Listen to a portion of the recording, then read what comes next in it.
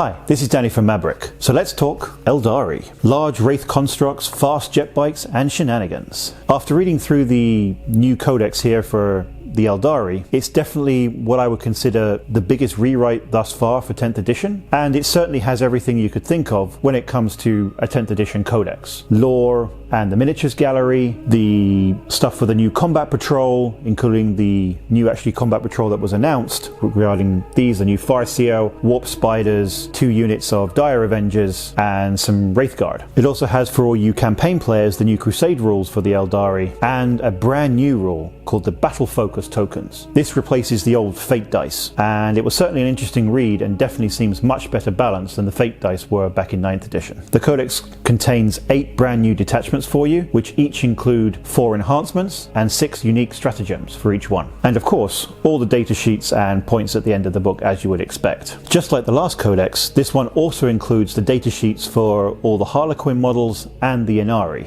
So regarding the new faction rule Battle Focus, this one states that if your army faction is the Azarani, which is the new keyword that all the new Aeldari models now receive, at the start of the battle round you receive a number of battle focus tokens based on the battle side as shown in the table. There's a picture of it right here for you. Each time one of these triggers shown in the Agile Maneuvers section below occurs, you can spend one of these battle focus tokens to enable the relevant eligible unit to perform that Agile Maneuver. A unit is eligible to perform an Agile Maneuver if it has the ability and has not already performed one in the same phase. Unless otherwise stated, you cannot trigger the same Agile Maneuver more than once per phase. At the end of the battle round, all unspent battle focus tokens are lost. There are 6 of these agile maneuvers in total. They are swift as the wind, so when an eligible unit from your army is selected to make normal move, advance or fallback move, you can trigger this agile maneuver more than once per phase. Basically, it grants until the end of the phase add 2 inches to the move characteristic of models in that unit. Flitting Shadows. This one is also when an eligible unit from your army is selected to make a normal move, advance or fallback, or is set up on the battlefield or declares a charge move. And the effect this one gives, until the end of the turn, enemy units cannot use the fire overwatch stratagem to shoot at that unit, which could be very useful for like the aspect warriors, who are in the past much weaker about getting shot at before they have a chance to get into combat. Then we have Star Engines. This is for when an eligible vehicle unit from your army is selected to make a normal move. This one gives, until the end of that phase, you can add d6 plus 1 to the move characteristic of models in that vehicle's unit. Sudden Strike.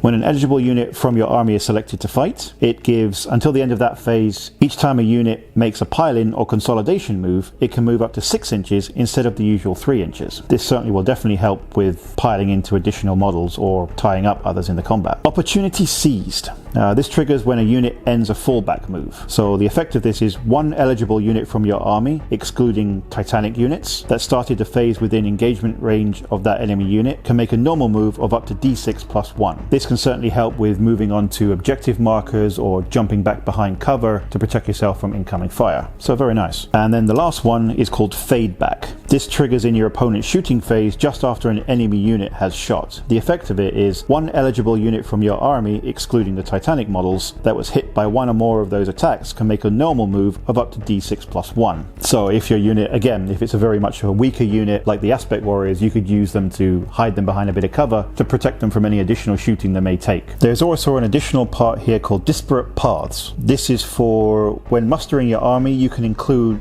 any of the Harlequin models and the Inari models, but you cannot use them as your actual faction. They can only be added as allies that join in. Both these models also have access to these battle focus tokens as they get them through their own right. So make sure you read all their data sheets to see when you can and cannot use them. So regarding the new detachments for the Aeldari, there are 8 of these in total, and there is the War Host one. This is a fairly balanced force detachment based similarly on the original battle host that came out at the beginning of the 10th edition with the index cards. There's the Guardian Battle Host. This is very much dedicated to the Guardians and the Dire Avengers. There's the Spirit Conclave, which is focused on all of the Wraithbone constructs, like for example the Wraith Guard. There's the Wind Rider host. This basically focuses on you predominantly running a jet bike list. The Seer Council. This focuses on the Farseers and the Warlocks and the additional bonuses they can give when attached to your army. There is the Aspect host. This is all about the Aspect Warriors, so the Warp Spiders, the Banshees, and so on and so forth, and all the different buffs and abilities that they can have when running an army full of them. There's the Ghosts of the Webway. This focuses on running a lot more of the Harlequin units, in addition to all your other Azerani units. And the 8th one is the Devoted of Iniad. This is the dedicated attachment allowing you to take the Allied Select Drukhari units. As a bonus, you can also use the Armored War host for the Grav tanks, which you got from the